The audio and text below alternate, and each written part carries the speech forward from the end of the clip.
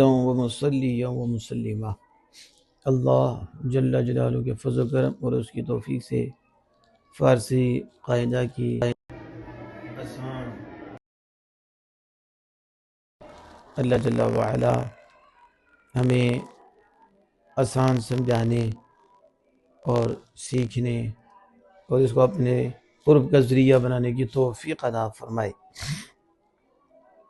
مصدر سے افعال اور اسماء نکلتی ہیں، تو افعال کے حوالے سے ہم نے وضاحت فرمائی۔ آج انشاءاللہ تعالی اسماء کے حوالے سے گفتگو ہوگی۔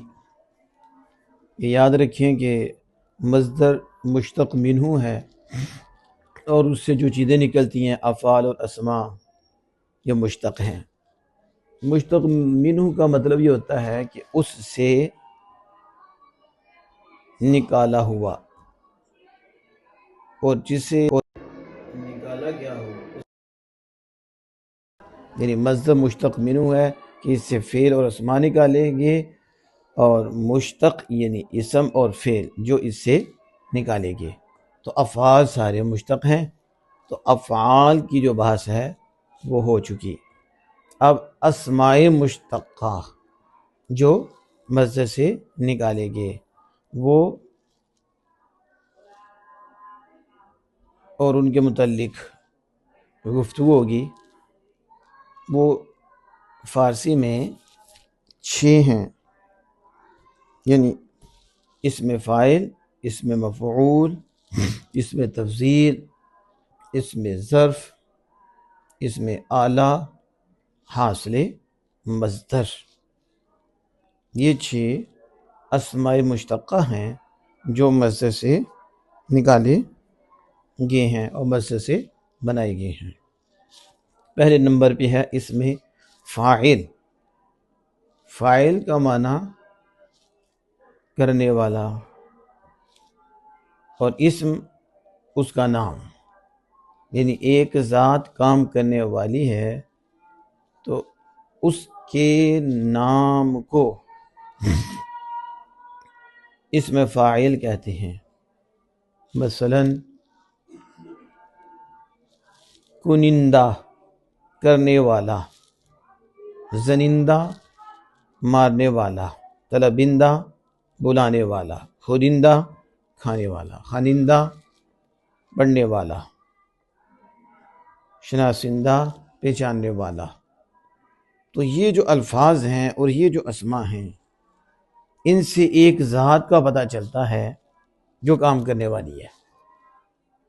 تو ان الفاظ کو اسم فاعل کہتے ہیں، اور جو کام کرنے والی ذات ہے، یعنی مارنے والی ذات ہے، سننے والی کام ذات ہے، دیکھنے والی ذات ہے، پہچاننے والی ذات ہے، اسے فاعل کہتے ہیں۔ تو الفاظ کو فاعل نہیں کہتے، الفاظ فاعل کا نام ہیں۔ ان سے فاعل کا پتہ چلتا ہے، ان سے کرنے والے کا پتہ چلتا ہے کہ ایک ذات ہے اور وہ صفات میں سے کسی ایک صفت کے ساتھ موصوف ہے، لفظ اس کا پتہ دیتا ہے۔ اب یہ سمجھیں کہ اس میں فاعل اس ذات کا نام ہے جو کام کرنے والی ہے، تو کام کرنے والی ذات کے نام کو اس میں فاعل کہتے ہیں۔ اب اس میں فاعل بنانے کا طریقہ کیا ہے فارسی میں؟ امر کے آخر میں لفظ نون دال ہے اور اس سے پہلے زیر دے کر اس میں فاعل بنا لیتے ہیں۔ جیسے زن امر ہے تو اس کے آخر میں نون دال ہے لگائیں اور اس سے پہلے زیر دیں۔ زنندہ مارنے والا۔ اس طرح طلب ہے تو اس کے آخر میں نون دال ہے لگائیں، طلبندہ بلانے والا۔ اس طرح خور ہے، اس کے آخر میں نون دال ہے لگائیں، پیچھے زیر دیں، خورندہ کھانے والا۔ خاں ہے، کمر ہے، اس کے آخر میں نون دال ہے لگائیں، پہلے زیر دیں، خوانندہ پڑھنے والا۔ اس طرح کن، نون دال ہے سے پہلے زیر دیں، کنندہ کرنے والا۔ اور اسی طرح آموزندہ سیکھنے یا سکھانے والا، اور امر زندہ بخشنے والا. تو اس طرح جو ہے اس میں فاعل واحد کا صیغہ بن جائے گا. اور اب جمع بنانا ہو تو اس کے آخر میں الف نون لگاتے ہیں اور ہاں کو گاف مفتوحہ سے بدلتے ہیں. یوں کہنے لفظ گان لگا دیں، ہاں کو گاف سے بدل دیں. تو اب زنندہ تھا، ہاں گاف سے بدلی تو الف نون لگایا، زنندہ گان. اور چرندہ گان، چرند گان لیکن بولا جاتا ہے چرندہ گان، تلبندہ گان، زنندہ گان، ہرندہ گان، خانندہ گان اور کنندہ گان اور آموزندہ گان سکھانے والے. تو یہ جمع اس میں فاعل کا صیغہ بن جائے گا. تو دو ہی ہوئے، پرورندہ، پرورندگان، پالنے والا، پالنے والی. اس طرح اس میں فاعل بن جائے گا. اردو میں اس میں فاعل بنانے کا طریقہ کہ مصدر کے آخر سے الف کو گرائیں اور یہ والا لگا دیں. یعنی کرنا سے الف گرایا، کرن، آگے یہ والا لگائیں، پیچھے زیر دیں، کرنے والا. چلنا سے الف گرائیں، یہ والا پیچھے زیر دیں، چلنے والا.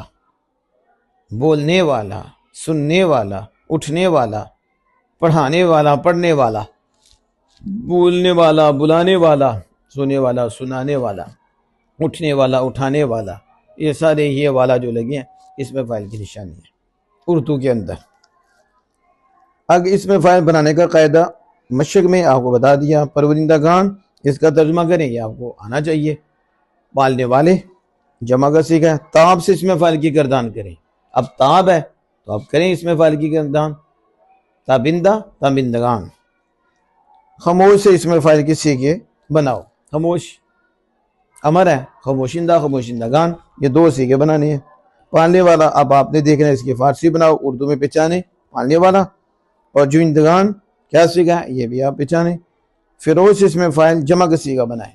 اسی طریقے سے پہلے واحد اس میں فاعل بنائیں، پھر اس کے بعد جمع کا بنا لیں. آورندہ کا ترجمہ کریں. اب یہ آپ دیکھنا ہے اب اردن کا معنی کیا ہے، پھر آگے اس کا ترجمہ کرنا ہے.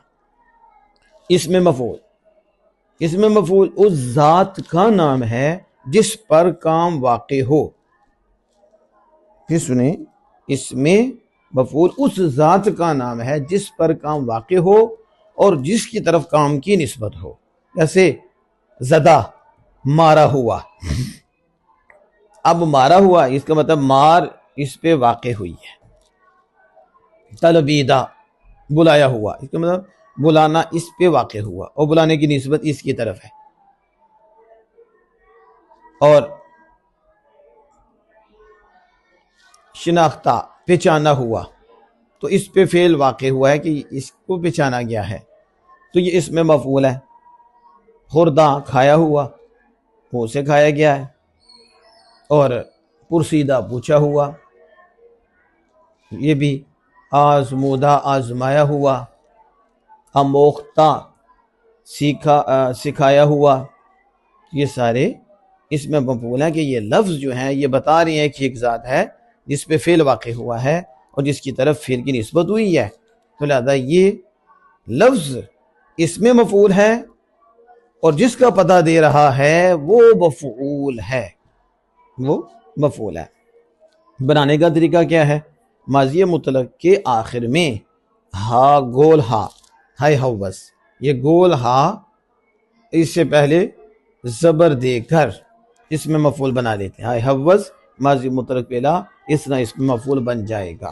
پر ورد، اب اس کے آخر میں ہا گول لائیں، اس سے پہلے زبر دے دیں. پر وردہ، پالا ہوا.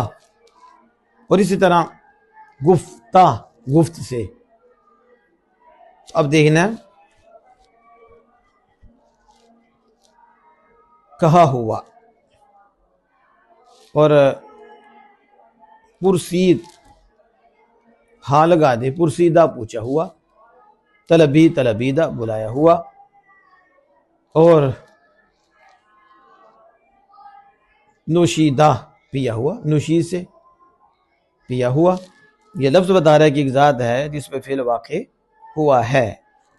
اور خواندہ، خواند ہے، خواندہ پڑا ہوا، خرد سے خوردہ کھایا ہوا، اور سپرد سے سپردہ حوالہ کیے ہوا، سپرد کیا ہوا، تو یہ اس میں مفعول ہے۔ اردو میں کیا ہے؟ ماضی مطلق کے آخر میں، اردو میں ماضی مطلق کے آخر میں ہوا لگا دو، پالا ہوا لگاؤ، پالا ہوا۔ اور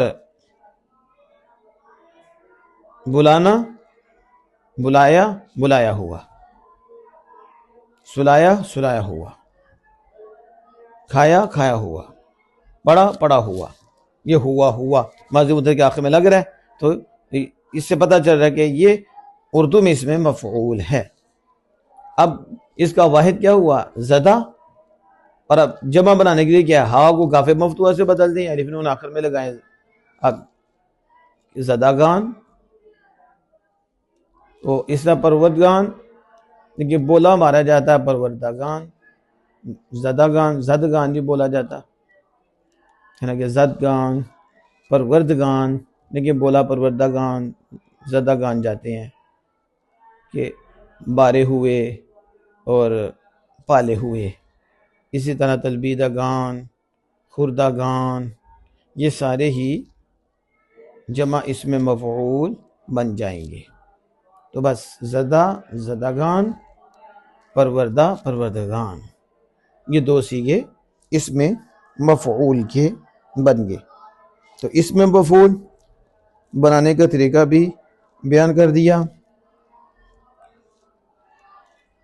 اس کو اچھی طرح ذہن نشین کریں، انشاءاللہ تعالیٰ پھر اس میں تفصیل وغیرہ کی بحث آئے گی تو آسانی سے اسے ہم بھی بیان کریں گے۔